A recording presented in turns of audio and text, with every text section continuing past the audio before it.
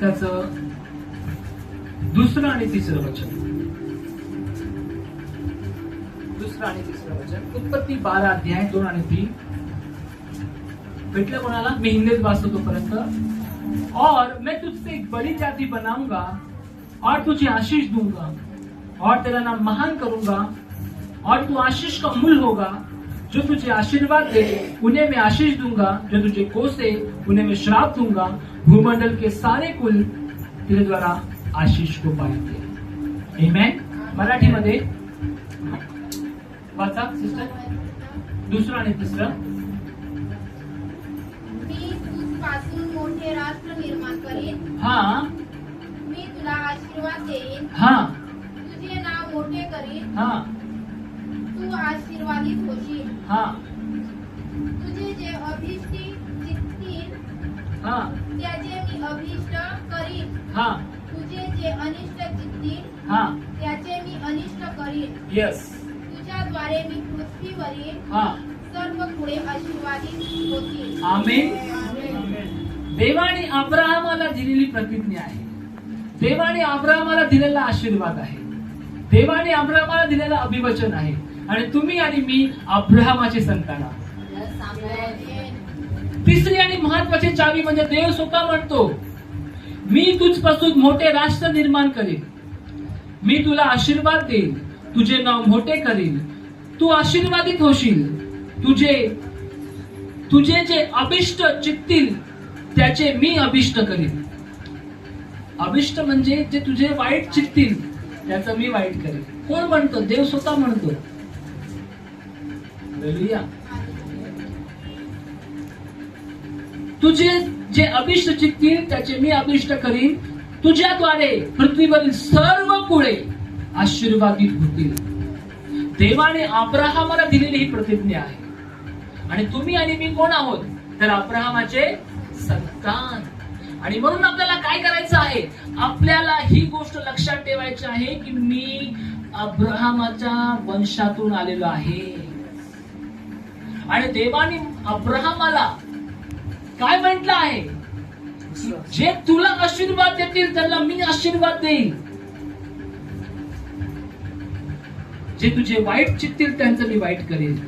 पृथ्वीवरचे सर्व कुळ तुझ्याद्वारे आशीर्वादित होतील. म्हणून मी सुरुवातीला म्हटलं कि तुम्ही खूप आशीर्वादित व्यक्ति आहात. तुम बहुत आशीषित व्यक्ति हो. इसलिए तुम्हें क्या करना है? तुम्हें इस वचन के अनुसार आज से प्रार्थना की वेदी अपने घर में बनानी है. जब तुम प्रार्थना की वेदी बनाओगे, कोई दुष्ट आत्मा तुम्हारे घर में काम नहीं करेगा. कोई दुष्ट आत्मा तुम्हारे बिजनेस के विरोध में काम नहीं करेगा. कोई दुष्ट आत्मा तुम्हारे सक्सेस के विरोध काम नहीं कर पाएगा. परमेश्वर दुष्ट आत्माओं को अंधा कर देगा. तुम्हारे शत्रुओं को अंधा कर देगा. तुम्हारे एनिमी तुम्हें ढूंढ नहीं सकते. तुम्हारे एनिमी तुम्हें देख नहीं सकते. तुम्हारे एनिमी को तुम दिखाई नहीं दोगे, क्योंकि तुम यीशु के लहू में छुपे हुए हो. तुम यीशु के लहू में ढके हुए हो. स्वर्गदूत तुम्हारी रक्षा करेंगे. प्रार्थना करने वाला व्यक्ति, प्रार्थना करने वाला परिवार उत्पत्ति 12 अध्याय 2 और 3 वचन के आशीष को पाएगा. ये वाचा है, शपथ है. परमेश्वर ने अब्राहम को बोला कि देख तेरे संतान को ऐसी आशीष लगेगी. आप और हम उसी वंश से आए हुए हैं.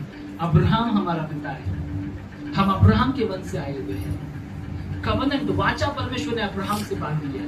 तो जब हम प्रार्थना करने वाले बन जाएंगे, हम हमारे बुरी चालों से फिरकर यहोवा का भय मानने वाले बन जाएंगे. और हमारे अंदर वो भूख लगेगी कि कब हम जाकर प्रार्थना करें, कब हम जाकर अपना मुंह प्रार्थना में परमेश्वर को दिखाएं. परमेश्वर तो 24/7 हमारा मुंह देखता है, लेकिन एक विशेष टाइम होता है प्रार्थना का, जब हम उसकी उपस्थिति में जाते हैं और उससे प्रार्थना करते हैं. तो क्या होगा? जो तुम्हें खड्डे में गिराना चाहते, परमेश्वर उन्हें खड्डे में गिराएगा. तुम्हारे शत्रु खुद खड्डे में गिरेंगे. क्यों? क्योंकि तुम प्रार्थना करने वाला परिवार हो.